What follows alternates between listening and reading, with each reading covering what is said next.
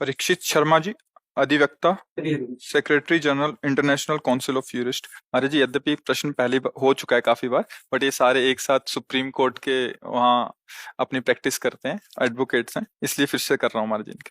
महाराज जी, श्री हरिवंश, आपके चरणों में कोटि कोटि प्रणाम। महाराज जी, हम वकालत के पेशे में हैं। अपराधी अपराध करके आता है, उसकी वकालत करना कितना उचित है? क्या ये मार्ग राधा रानी की प्राप्ति में बाधा नहीं बनेगा? नहीं, इसमें ध्यान देना है। हमें भगवान ने जो सेवा दी है, संपूर्ण सृष्टि श्री भगवान की, पहली बात ये स्वीकार है आपको? ये बात आप मानते हैं कि संपूर्ण सृष्टि का कोई ईश्वर है, कोई महान निर्णायक है, कोई है जो इस पूरी प्रकृति को अपने अधीन करके चलाता है, जिसे भगवान कहते हैं, जिसे ईश्वर कहते हैं? आपकी आस्तिकता में बात है, स्वीकार करते हैं? ठीक है। अब उसने आपको ये वकालत की सेवा दी है, हम सब उसके सेवक हैं, अलग अलग सेवा दी। जैसे मुझे सेवा ये दी तो आपको सेवा होती है, सेवा ही है। जैसे पीछे आपके बैठे हुए हैं हमारे राज कर्मचारी, इनको सेवा दी है। अधर्म करने वाले को दंड देना ये पूजा होगी, हाथ जोड़ना पूजा नहीं होगी। अगर वो चोरी कर रहा है, नीच आचरण कर रहा है, तो इनकी पूजा होगी कि भय युक्त करके उसे धर्म में चलाएं, अधर्म का त्याग करा दें, ये इनकी पूजा बन जाएगी।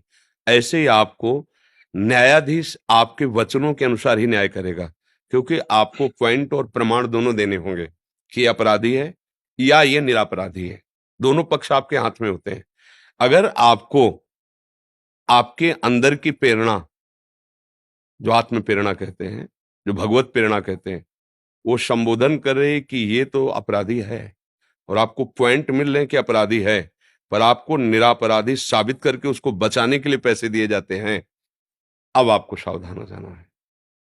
अगर आप उस पैसे के लोभ में आकर उस निरपराधी को, जिसको आपका हृदय भी कह रहा है और आपका दिमाग भी कह रहा है कि, और वो पैसा आपको अच्छा दे रहा है क्योंकि वो बचना चाहता है, अब आप उस केस को अगर जिताते हैं तो अब आपका अपराध बनता है। वो धन अब आपकी बुद्धि और आपके परिवारजनों की बुद्धि को, स्वास्थ्य को और शांति को बिगाड़ेगा, पक्का। यदि आप श्री लाडली जी की कृपा से यहाँ आए और इसका प्रश्न इस भाव से कर रहे हैं, तो शास्त्र सम्मत और हृदय सम्मत दोनों बातें है। अगर आपने पता चल गया है कि अधर्मी है ये, इसने गलत आचरण किया है, तो चाहे जो कुछ हो जाए हम इसको सजा दिला कर रहेंगे। अब पैसा मिले ना मिले, तुम निरपराध हो, हम तुम्हारा साथ देंगे, पैसा हो या ना हो, कि दोबारा कभी अधर्म आचरण ये ऐसे आप जान जो निरापराधों के साथ न कर पाए। आपने ताकत लगा दी, उसको दंड मिला, फांसी मिल गई, आपकी पूजा बन गई। ये सूक्ष्म विषय है। अपराधी को दंड देना आपकी वाणी से होगा, आपके प्रमाण से होगा, क्योंकि न्यायाधीश केवल आपके प्रमाण को ही मानता है। आप जो पॉइंट रखेंगे, आप जो प्रमाण रखेंगे, आपको यही पढ़ाया गया है, और आपने अधर्म का पक्ष लेकर उसे धर्मयुक्त प्रमाणित कर दिया और विजय अधर्म की हुई, तो उसके कारण आप बने ना, तो फिर कारण को तो भुगतना पड़ेगा ना। इसलिए मेरी प्रार्थना है, भले नमक रोटी खाना, पैदल चलना, लेकिन धर्म से चलोगे तो एक दिन ऐसी विजय प्राप्त होगी जो इस लोक और परलोक दोनों में आपको सुख और शांति प्रदान करेगी। समय भले लगे। धर्म से चलने वाले को यह जरूर है कि बगल से आपका ही मित्र निकलेगा बढ़िया गाड़ी में, वो आप हो सकता है पैदल हो, उसके पास हर सुविधा हो सकता है, लेकिन वो सुविधा एक दिन उसके लिए ऐसे प्रपंच की रचना करेगी कि वो जीते जी जलेगा, और ये असुविधा आपकी एक दिन ऐसे सुख शांति मिलेगी कि आपका अपने परिवार में जाकर आपको उसके देख के संतोष होगा, हृदय शीतल रहेगा, और आपको भगवान का संरक्षण मिलेगा। अगर भगवान का संरक्षण है तो फिर कौन बिगाड़ सकता है? तो मुझे लगता है कि अगर आपको पता है कि यह अधर्मी है, फिर आपको साथ नहीं देना चाहिए। पर ये लग जाता है, आज की आधुनिकता को उन्नति मानने वाला हमारा दिमाग इस बात को बड़ी मुश्किल से स्वीकार कर पाएगा, बड़ी मुश्किल से। क्यों? क्योंकि जो अधर्माचरण करने वाले होते हैं उनके पास धन की बाहुल्यता होती है, पढ़ाई की है, पैसा लगाया है, पैसा मिल रहा है, हमें क्या है, बस यही सावधान रहना है। आप कृपा पात्र जन हैं, नहीं तो आपको संतों से या शास्त्रों से, उससे ज्यादा संबंध नहीं। आपको वकालत से और धन से संबंध, आज की जो आधुनिक बुद्धि है। पर आप कृपा पात्र भगवान के हैं। आप यहाँ वृंदावन आए और अपने विषय को निर्विकार करने के लिए आप प्रश्न कर रहे हैं कि निर्दोष वृत्ति से हमारा जीवन कटे, तो आप हमारी प्रार्थना मान लेना। वो पैसा आपका लोक परलोक सब खराब कर देगा। बिल्कुल आप जिस मार्ग में चल रहे हो, इसमें अगर आप सावधान रहोगे तो बहुत बड़ी उपासना बन जाएगी और इसी में आपको भगवत प्राप्ति भी हो जाएगी। आप अपने कर्तव्य का पालन करते हुए नाम जप कीजिए। भगवान का सपोर्ट बहुत बड़ा सपोर्ट होता है, हम लोग जान नहीं पाते। हम लोग धन का सपोर्ट बहुत बड़ा सपोर्ट समझते हैं, लेकिन निश्चित समझिए करुणा निधान भगवान और सत्य और धर्म, इसका सब कितने दिन का जीवन है? आप बताओ कितने दिन का जीवन है? अपने को अगले सेकंड का निर्णय करने के लिए दिमाग कहा नहीं करता कि हम अगले सेकंड जिएंगे कि नहीं जिएंगे, और हम अधर्म कर ले, पापाचरण कर ले। हो सकता है कोई ऐसा आदमी हो जो एकदम निर्दोष है और आपके वचन से उसको दंड मिल रहा है। अब आपकी हालत क्या करेगा? जो बड़ा न्यायाधीश है वो देख रहा है कि आप जानते हुए भी धन के लोभ से ऐसा ऐसा, तो मुझे लगता है कि भले आपको धन कम मिले, भले आपकी कुर्सी कमजोर हो, लेकिन आप सत्य से चलोगे तो हमारे भगवान की गोद में बैठने लायक बन जाओगे। और वो जिसको स्वीकार कर लिए वही त्रिभुवन में विजय को प्राप्त होता है। बस वो महालक्ष्मी पति है, वो करुणा कर दे तो मारा ऐश्वर्य घूमेगा। अधर्म आचरण से आज तक कभी किसी को सुख प्राप्त नहीं हुआ, इसलिए धर्म से चलिएगा। और बड़ी कृपा है आपके ऊपर कि आप सब नवीन अवस्था को और ऐसी ऐसी बुद्धि जो तार्किक बुद्धि, वकील का मतलब क्या होता है? जो बात को कई तरह से प्रस्तुत कर सके, बहुत फॉरवर्ड तेज बुद्धि, सामने वाले की बात पकड़कर उसकी बात में अपनी बात रख देना, वजन करके रख देना। वो बात अगर हमारी बात समझ गई ना, वो ही बुद्धि है, वही समझ गई ना, तो बहुत जोर की बुद्धि है, क्योंकि उसको पकड़ना आता है, पॉइंट पकड़ना आता है। आप ये पॉइंट पकड़ लीजिएगा, भगवान आपके साथ रहेंगे और बड़ा मंगल रहेगा। कोई भी ऐसे नशा, ऐसी गंदी बातें अपने जीवन में नहीं रखनी चाहिए जो हम प्रभु के सामने जाने में सकुचाए। समझ गए आप? मैं कुछ कहना चाह रहा था। हाँ बोल। बस पिछले कई महीनों से आपसे मिलने की इच्छा थी और बस प्रभु से, राधा रानी से उनका नाम जप करते करते वो कहता था कि आपसे मुलाकात हो जाए और ये प्रश्न कैसे भी करके ये प्रश्न आपके समक्ष में रख सकूं। मैं हर पल 24 घंटे में सोचता हूँ कि 23 घंटे 20 घंटे जब तक भी मेरा मतलब मैं सोता नहीं हूँ तो राधा राधा राधा जपता रहता हूँ। लेकिन ना चाहते हुए भी बहुत सारे केसेस सामने आते हैं महाराज जी, जिनको हमें करना पड़ता है। तो अब ऐसी स्थिति परिस्थिति में या तो हमें घर परिवार त्याग के वानप्रस्थ की ओर नहीं, ऐसा कैसे परित्याग करना पड़ेगा, ऐसा कैसे कर या फिर काम दूसरा चेंज करना पड़ेगा। काम भी दूसरा नहीं करना, ऐसा कैसे परिस्थिति आती है कि मुझे करना ही पड़ेगा धर्म? आप हमको प्रमाणित करके प्रमाणित बता। ये है जैसे किसी ने किसी गाड़ी से किसी का एक्सीडेंट कर दिया जी और वो उसकी मौके पे मौत हो गई है। जी। अब उसकी मौके पे मौत हो गई है तो उसका केस वो हमारे पास लेके आया है। अब उसका केस नहीं लड़ेंगे तो भी हमने अधर्म कर दिया है। कोई तो नहीं, ऐसा नहीं है कि आप अधर्म कर दिया है। जी नहीं, अगर आप जानते हैं कि इसकी असावधानी के कारण, उसके भी दो पॉइंट हैं। अगर वो जानबूझ करके उन्मत्त होकर के ठोक रहा है तो वो विशेष अपराधी है, और अनजाने में अचानक हो जाता है ऐसा, तो उसको, वो तो गया ही, अब आप उसको बचा लीजिए, उसको आप अच्छी तरह समझिए। मतलब ऐसा नहीं कि आप जैसे बोले ना कि या तो ये अवहेलना हो जाएगी, अपनी बुद्धि की अवहेलना हो जाएगी। नहीं, अब हमने देखा वो तो गया, अब ये जो व्यक्ति आया जिसका हमें केस मिला है, ये वास्तविक असावधान, कभी नींद से हो जाता है, कोई कभी ऐसा होता है अचानक चूक हो गई, ऐसा हो जाता है, तो हमें बचा लेना चाहिए। और जब ये कि को उसका उद्देश्य ही था ठोकना, तो तुमने उधर ठोका, अब हमारी समझ में आ गया तो हम तुमको इसकी सजा दिलाएंगे। बात समझ रहे ना? आपकी बुद्धि बहुत फॉरवर्ड है, आप उसको प्रयोग कीजिए। ऐसा नहीं कि कोई आपको फंसा सकता है। अगर हमें समझ में, वो तो गया और आपसे चूक हो गई, वो कहता मेरे से। वकील एक तरह से अपना हृदय हो जाता है उस समय जब हम केस सामने रखते हैं, कि हमको अपनी साफ साफ बात पूरी कह देनी चाहिए।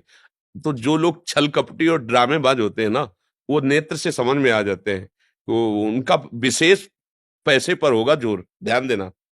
वो आपको विशेष पैसे पर प्रभावित करेंगे, और जिस आदमी से चूक हो गई उसके वचन में, उसकी चेष्टा में दैन्यता होगी, बचा लीजिए, मैं नहीं चाहता था, अचानक ऐसी घटना हो गई, अब वो तो गया, अब इसको बचा लीजिए, आगे से गलती ना करे और सावधानी से बचा लीजिए और उसका पक्ष लीजिए, तो अधर्म कैसे हो जाएगा। और जब हम जान रहे हैं कि पहले ही हमको कह रहे जितना पैसा लगेगा हम लगाएंगे, तो ऐसा क्यों बोल रहा है, इसका मतलब है इसमें कुछ गलती है। अब अगर गलती है तो हम केस नहीं लेंगे। बात है इसमें समझना है, ऐसा नहीं कि विश्व में ऐसे केस आते ही नहीं है कि अगर हम धर्म से चलेंगे तो केस ही नहीं मिलेंगे, ऐसा नहीं है, ऐसा नहीं। मतलब अगर ऐसी बात आप अपने मन में रखेंगे तो फिर निराशा जागृत हो जाएगी। हम निराश नहीं होने देंगे, हम निराश नहीं होंगे अपने ना मन को ना बुद्धि को। ऐसा नहीं है कि धर्म का क्षेत्र है ही नहीं। कभी कभी ऐसी घटना हो जाती है कि जो अपराधी है वास्तविक अपराध किया है, लेकिन वो ना कभी आगे अपराध करना चाहता, ना पीछे कभी अपराध किया है, ऐसी भी है। संयोगवशात ऐसा अपराध हो गया है और आपकी समझ में बात आ गई है, आप उसको बचा लीजिए, वो आगे से अपराध नहीं करेगा।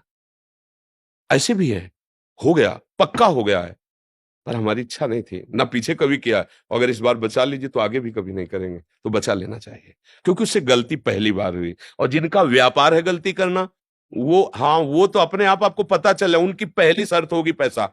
ध्यान देना, जो विशेष अपराधी होते हैं, जिनका केवल व्यसन ही होता है यही, तो उनकी बात होगी, पहले आपके सामने ये शर्त रखी जाएगी, आप जितना चाहें। बस वहां समझ लीजिए कि अब यहाँ ये आता जानकारी। है महाराज जी, हाँ लेकिन उसको हम ठुकरा ही देते हैं, हाँ बस उसको हम ठुकरा ही देते हैं। जी।